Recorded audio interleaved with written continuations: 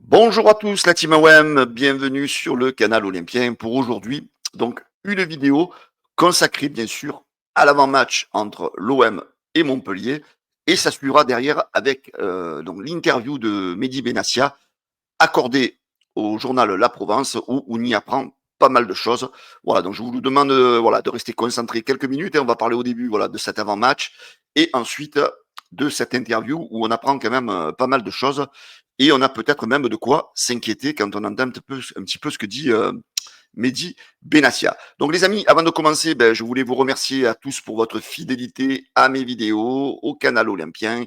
Donc pour ceux qui me découvrent à peine, n'oubliez pas de vous abonner les amis. Pour ceux qui regardent la vidéo, les amis, n'oubliez pas le petit pouce bleu, le partage, tout ça pour le référencement sur YouTube. Ça permet à la vidéo bien sûr, de remonter dans les algorithmes, comme on dit. Voilà, donc on va tout de suite, les amis, attaquer donc cette vidéo d'avant-match. Tout d'abord, avec les enjeux, les amis, de cette 29e journée de Ligue 1, où on voit que les équipes sont serrées les unes à côté. On voit le classement, vous voyez le classement, les amis.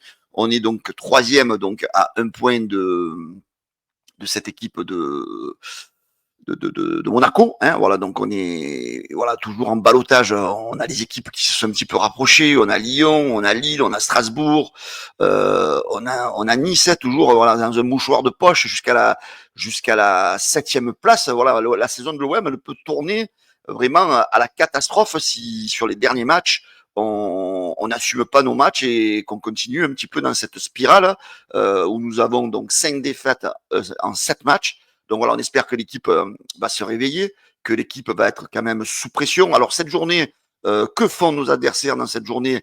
Alors ce qui est bien, c'est que comme vous pouvez le voir, donc affiché, on a donc bon Paris, on va pas les compter. On a un certain Monaco-Strasbourg qui est pas mal.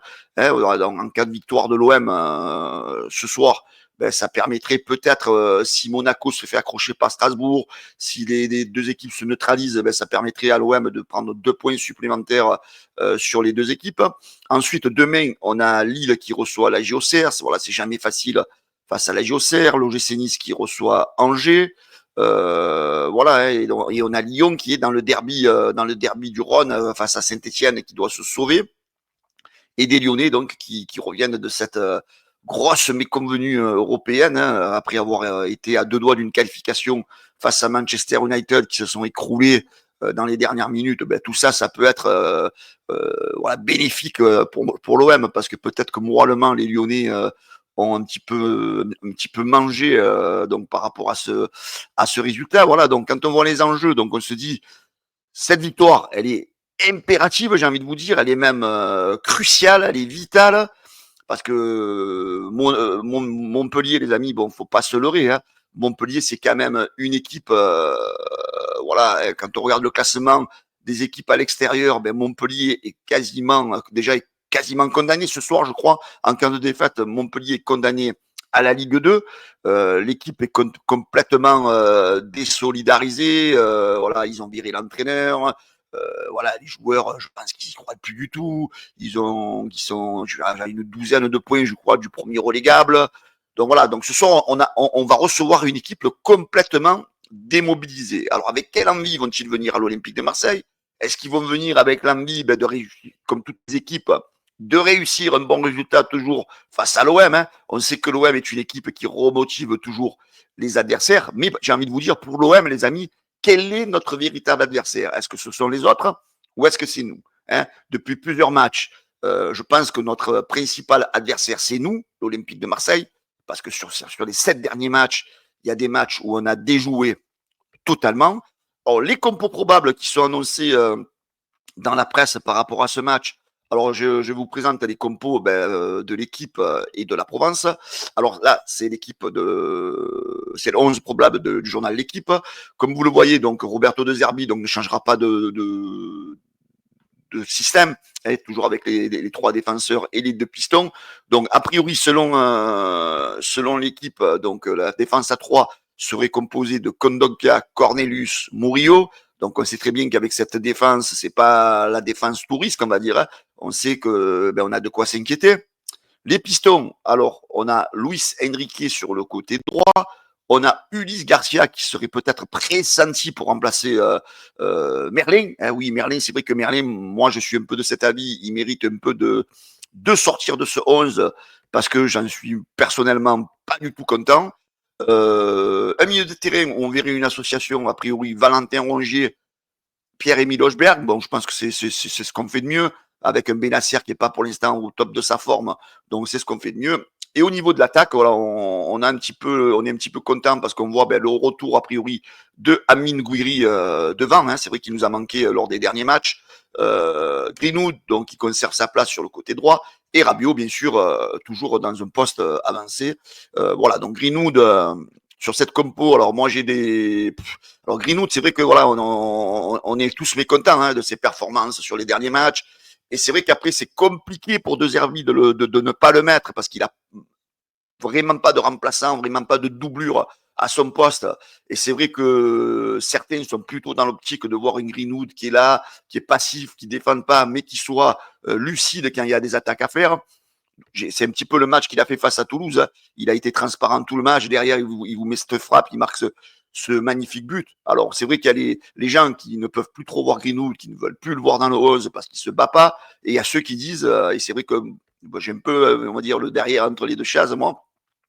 C'est vrai que c'est peut-être un des joueurs qui peut nous faire cette différence, mettre une frappe. Mais après, la question, c'est est-ce que c'est suffisant de demander que ça à un joueur? Moi, j'ai des doutes.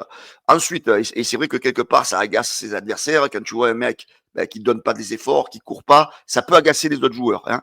Et pareil, Luis Enrique, donc lui qui a la tête ailleurs, qui a plutôt la tête du côté de l'Inter de Milan. Moi, j'aurais peut-être opté pour autre chose. Mais voilà, donc là, c'est le 11 de type selon l'équipe. Ensuite, alors la Provence, on est à peu près sur le même 11. Donc la défense, donc à la place de Cornelius, donc eux, ils mettent Ulysse Garcia. Donc au lieu de le mettre en piston à la place de Merlin, ils mettent plutôt Garcia en défense à 3. Donc c'est vrai que dernièrement, quand il a joué, il n'a pas été mauvais, Ulysse Garcia. Peut-être mieux qu'un Cornelius, pourquoi pas, j'ai envie de vous dire.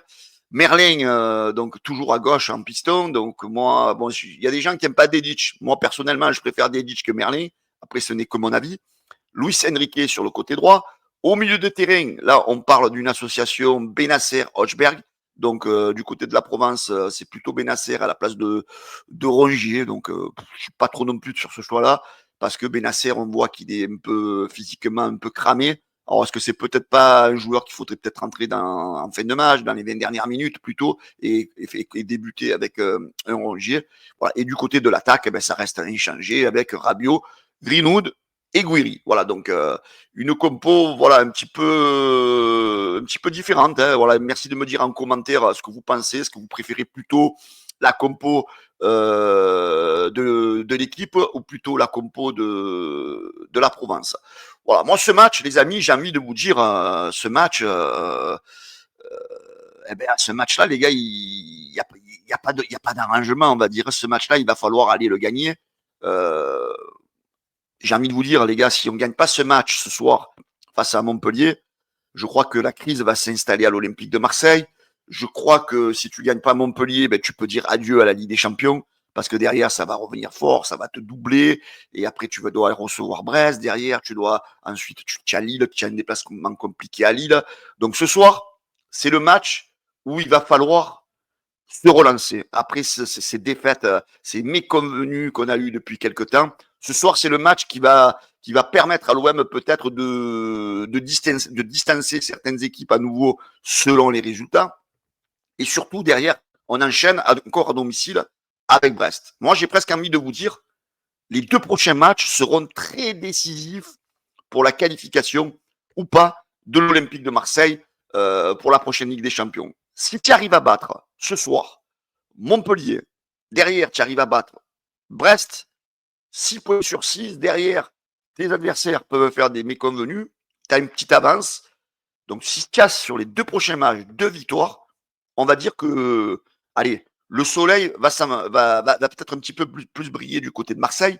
Par contre, si tu ne fais pas un 6 sur 6 sur les deux prochains matchs, je pense que l'avenir pour la Ligue des Champions risque de s'assombrir. Voilà. Donc, je vois un petit peu des gens qui font déjà des pronos sur les matchs, sur le match de ce soir. Voilà, tout le monde dit oui, mais Montpellier, ils sont plus concernés. Montpellier, ils sont derniers. Montpellier, ils gagnent plus. Moi, les amis, j'ai envie d'être serein, voilà, j'ai envie de dire, voilà, que notre équipe gagne. Voilà. Même si on gagne 1-0, on gagne 1-0. C'est pas grave. L'essentiel, c'est les 3 points. J'ai pas envie de dire on va gagner 4-0, 5-0, 6-0. Non, non. On sait qu'on a du mal. Gagnons le match. Ça fera 3 points pour le bilan comptable. Et c'est surtout ça. Voilà. Moi, je vais être prudent. Je vois une victoire de l'OM 2-0 ce soir avec un but de Guiri et un but de Greenwood. Voilà. 2-0 pour l'Olympique de Marseille. Je vais rester calme. Je ne vais pas m'exciter. Je ne vais pas m'enflammer. Parce que c'est vrai que par le passé, on s'est enflammé. Et avec cette équipe, cette saison, on sait que c'est un peu compliqué de s'enflammer. C'est vrai qu'on a le destin entre nos mains, hein, les gars. Quand on réfléchit dans cette compétition, il reste 5 matchs. Et on peut dire que l'OM a le destin entre ses mains. Ça veut dire que tu es troisième ce soir. Il reste 5 matchs. Si tu gagnes tes 5 matchs, tu es sûr et certain d'aller en Ligue des Champions la saison prochaine. Mais, vu l'équipe, vu le moral de certains joueurs, vu l'intensité de ce que mettent certains joueurs, on ne fera pas 15 sur 15. Ça m'étonnerait bien. Donc, c'est pour ça. Donc, restons prudents, prenons match après match et surtout les 2 prochains matchs. Si tu gagnes les 2 prochains matchs, je pense que notre avenir en Ligue des Champions sera peut-être plus visible. Allez, je vous propose, les amis, de continuer cette vidéo avec l'interview qu'a donné Mehdi Benassia à la Provence, donc où on apprend quand même pas mal de choses. Déjà, on apprend un petit peu que son avenir est un peu lié à celui de Pablo Longoria, parce qu'il dit, regardez, indépendamment de mon amour pour l'OM, je suis venu pour Pablo Longoria. Le jour où Pablo part, je m'en vais, c'est clair. Je ne suis lié à rien ni à personne. J'ai même demandé un parachute en cas de départ de 0 euros. Voilà, donc en fait, il s'autorise pas mal de choses. Hein. Il propose même de partir libre au cas où il y aurait des problèmes pour 0 euros. Et là, il nous apprend quand même que voilà, son avenir à l'Olympique de Marseille est lié quand même à celui de Pablo Longoria. Donc ça prouve peut-être que lui, au fond de lui, il a quand même déjà des gens peut-être autour du club qui veulent peut-être le départ de Pablo Longoria. Et lui, il met les choses carrées. Il dit, moi, si Longoria s'en va, je pars aussi. Donc voilà, donc ça fait un petit peu peur, ça fait parce que moi je fais partie de ceux qui disent que il faut enfin de la stabilité à l'Olympique de Marseille. Il y en a marre de changer de coach et de directeur sportif et de tout ce que vous voulez chaque année, parce qu'il faut à chaque fois recommencer à zéro. Cette parole de Benassia, je pense que peut-être elle est pas mal pour mettre un petit peu tout le monde d'accord et de prouver voilà, que lui il est là pour Longoria. Bon, même si on n'est pas tous des amoureux de Longoria, moi, maintenant, je suis surtout pour la stabilité du club. Alors, Mehdi Benassia, donc, il continue dans cette interview, il dit, donc, s'il n'y avait pas de Ligue des Champions, ça serait une catastrophe. Quand tu vois tout le travail qui a été fait, l'équipe qu'on a bâtie pour aller en C1, je ne pourrais pas l'accepter de ne pas être sur le podium au soir du 18 mai.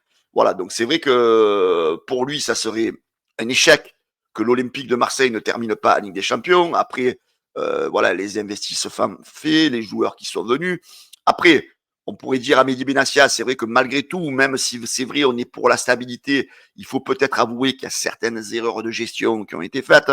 Alors, il y a beaucoup le cas Mbemba qui revient, certains joueurs qui ont été recrutés n'étaient peut-être pas forcément les bons profils, mais à la défense du board, je veux dire, quand tu recrutes un joueur, exemple Brassier, tu sais pas que le mec, eh ben, il va se caguer dessus quand il va jouer au Vélodrome. Voilà, c'est vrai, comme je dis, la critique, elle est souvent facile. C'est vrai que nous, on est là, c'est vrai, pour aimer l'OM, pour temps en temps critiquer certains choix. Et c'est vrai, dans la vie, les amis, que ce soit dans la gestion d'un club ou dans n'importe quoi dans la vie, qui ne fait pas d'erreur? Voilà, donc, voilà, moi j'ai envie de dire, voilà, Benny Benassia, bon, même s'il est arrivé un peu avant la saison dernière, il est sur une première saison complète. On ne peut pas faire que des bons castings quand on fait un recrutement. C'est pour ça, comme je dis, une deuxième saison, elle est toujours la mieux venue parce que c'est là où tu peux mieux juger.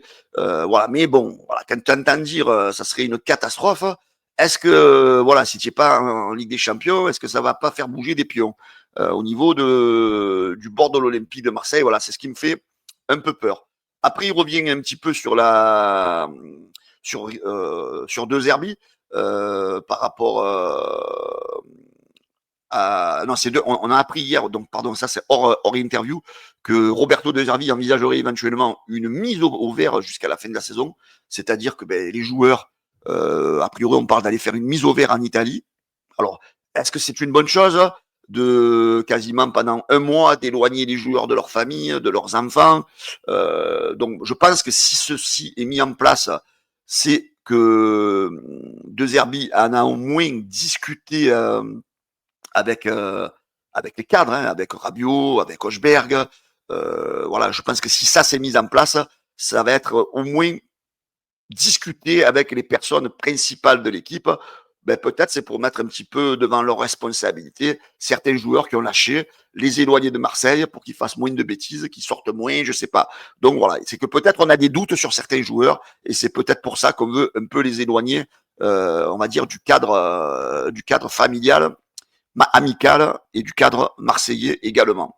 Alors, il nous parle aussi, Mehdi Benassia, de Luis Enrique. Alors, il dit, il y a des bruits autour de lui, il est convoité, donc il a reçu dans son bureau, mais il lui a quand même dit, voilà, qu'il fallait qu'il fasse plus, il va devoir faire plus, même s'il a envie de partir de l'Olympique de Marseille. Voilà, il lui a dit les quatre vérités en face. Il lui a dit, Louis, il va falloir que tu donnes un peu plus. Rigoler, ça sert à rien. Voilà, là, tu es en contrat avec l'OM et il va falloir que tu te donnes jusqu'à la fin pour qualifier l'Olympique de Marseille pour cette prochaine Ligue des Champions qui est primordiale pour le club. Voilà, donc on espère que Luis Enrique a compris le message. Donc ce soir, c'est un des joueurs qui aura quand même la pression face à Montpellier. Lui, Greenwood, certains joueurs ont un petit peu lâché l'équipe depuis quelques temps.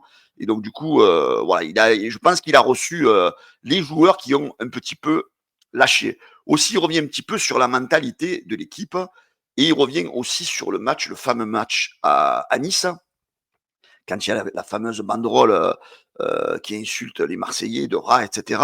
Il dit, on arrive à Nice, il y a des banderoles avec les rats, on se fait insulter de tous les noms, et il dit, on aurait dû prendre au moins dans ce match, au moins 6 cartons jaunes. Il fallait les monter en l'air, leur montrer qui sont les rats, mais on perd 2-0. On n'a pas existé, et ça, je ne l'accepte pas. Voilà, il revient un petit peu sur ce manque de mentalité qu'a l'équipe cette saison. Ça c'est un des critères sur lesquels ils se sont un peu manqués aussi dans le recrutement, c'est-à-dire des joueurs qui font sauter leur adversaire. Hein. Faut pas avoir peur de les faire sauter. C'est quand je vous dis, alors certains, quand je parle, quand je joue contre Paris, il faut tacler, il faut jouer un peu mentalité années 90 dans le football. Et c'est ça le football, les amis. Tes adversaires, tu dois leur faire peur, tu dois les faire sauter en l'air. Donc moi, j'aime bien ce discours de Benassia sur la mentalité que doivent avoir les joueurs. J'espère que sur le prochain mercato, on va pas se manquer sur ce critère-là, qu'on ira chercher des joueurs qui vont faire sauter leur adversaire, parce que ça, c'est très important quand tu veux faire peur à tes adversaires. Voilà, il revient aussi sur les scores de certains matchs. Hein. Ce n'est pas acceptable de perdre des 3-0 et c'est le signe que certains ont lâché mentalement. Et voilà, il y a des joueurs qui n'ont pas. Voilà, je pense que voilà, là il fait de la communication. Hein, il va pas dire des noms de joueurs, mais il sait déjà dans son calepin, il a noté ceux qui vont sans doute se barrer parce qu'ils ne correspondent pas à cette logique de faire quand tu as le maillot de l'Olympique de Marseille. Voilà, donc je pense que Benassia a appris des leçons du mercato.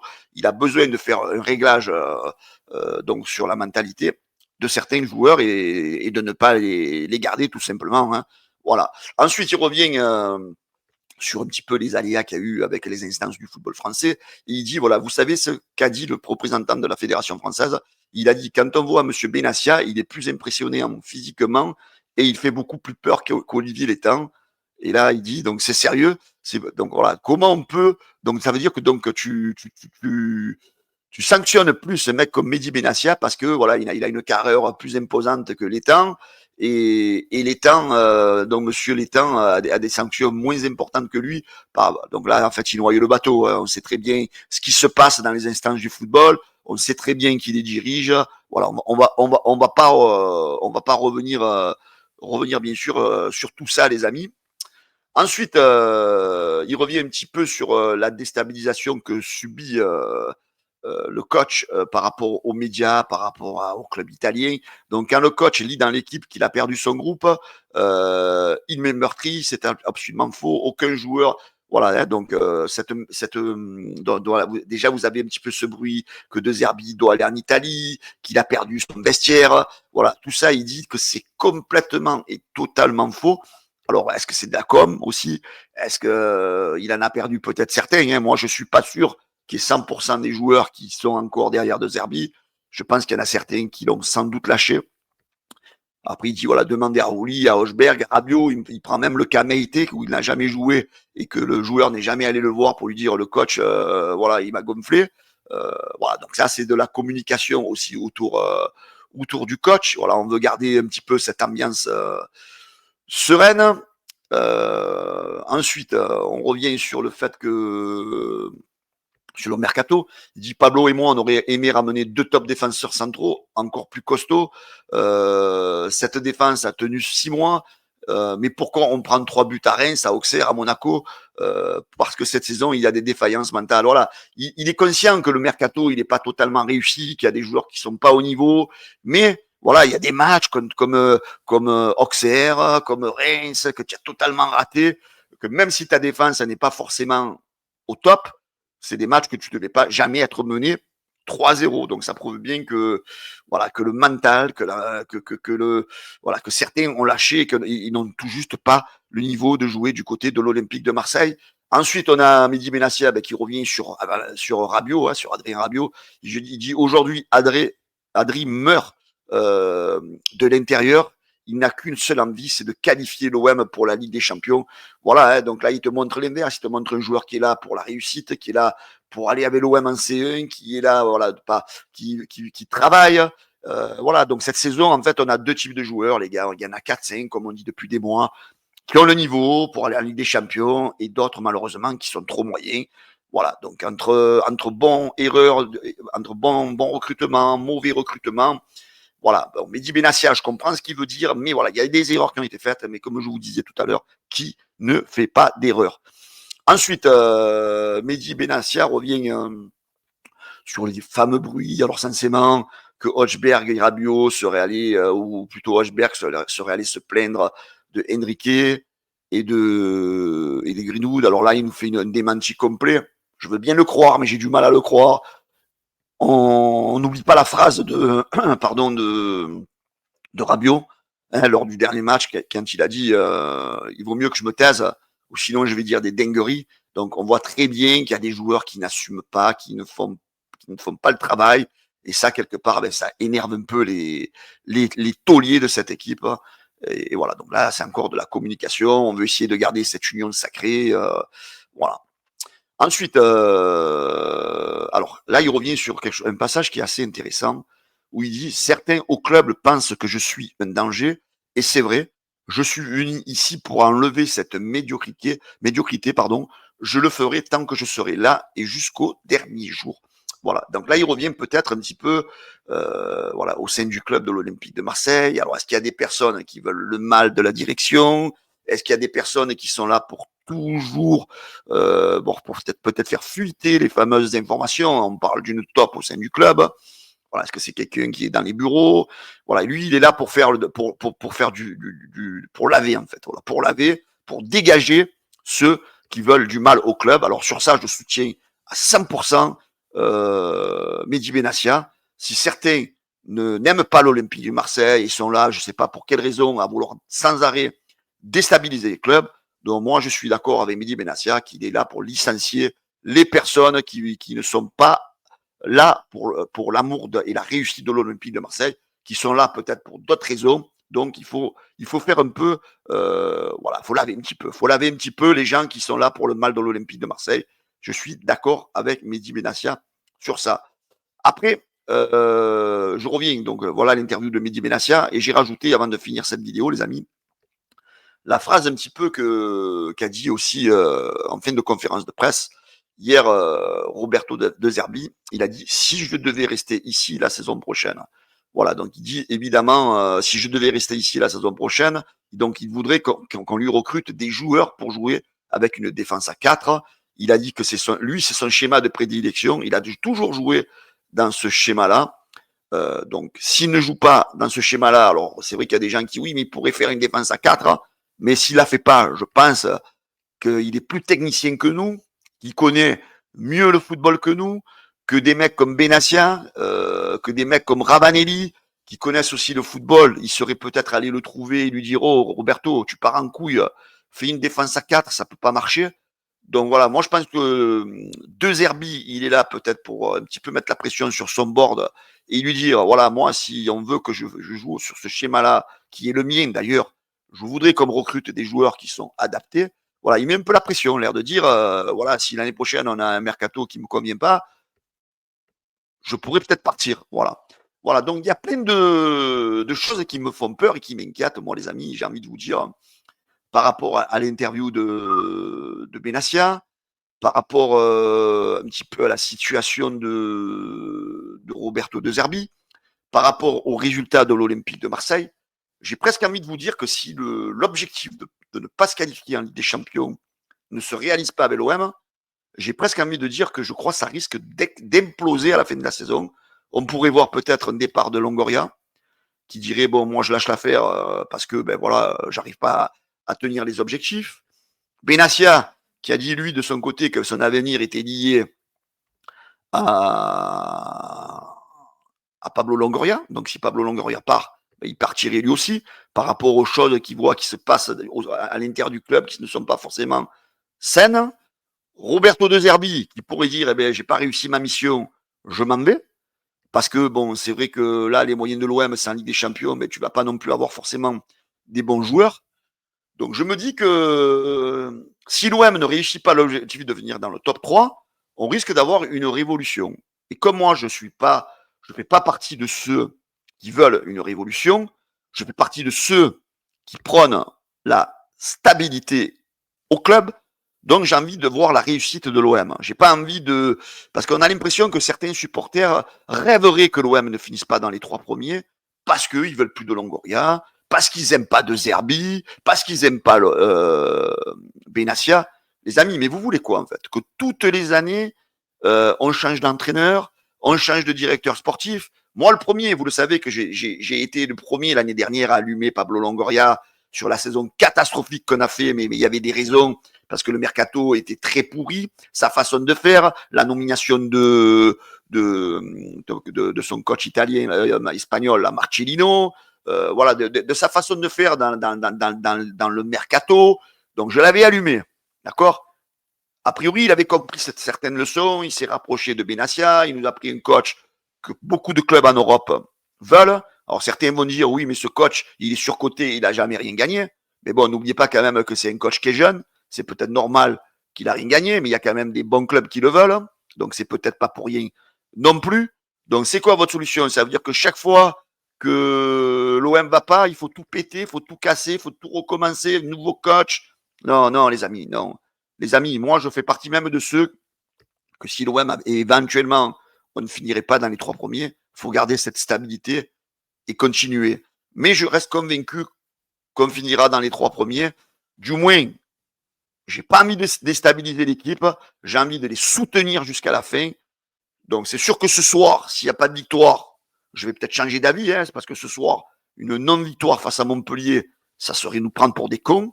Il faudra sans doute trancher et virer certains joueurs et dire les noms de ces joueurs, parce que c'est bien beau de faire de la communication pour garder cet esprit d'unité, mais il faut que ces joueurs, à partir de maintenant, jouent le jeu, même s'ils doivent partir de l'OM l'année prochaine parce qu'ils n'ont plus envie de rester, parce qu'ils sont dragués, de jouer jusqu'au bout le jeu de la qualification de l'OM, parce qu'ils ont des salaires, ils doivent les assumer jusqu'au bout, et l'objectif, c'est la qualif en Ligue des Champions, donc ils ont intérêt à se donner à fond jusqu'à la fin.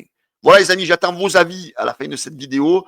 Merci les amis de la partager, de la liker, et pour ceux qui ne sont pas encore abonnés à ma chaîne du Canal Olympien, n'hésitez pas, activez sur YouTube la petite cloche rouge, et comme ça vous recevrez toutes les notifications. Allez les amis, bon match ce soir. Je vous donne rendez-vous de suite après le match. Je vous ferai le débrief.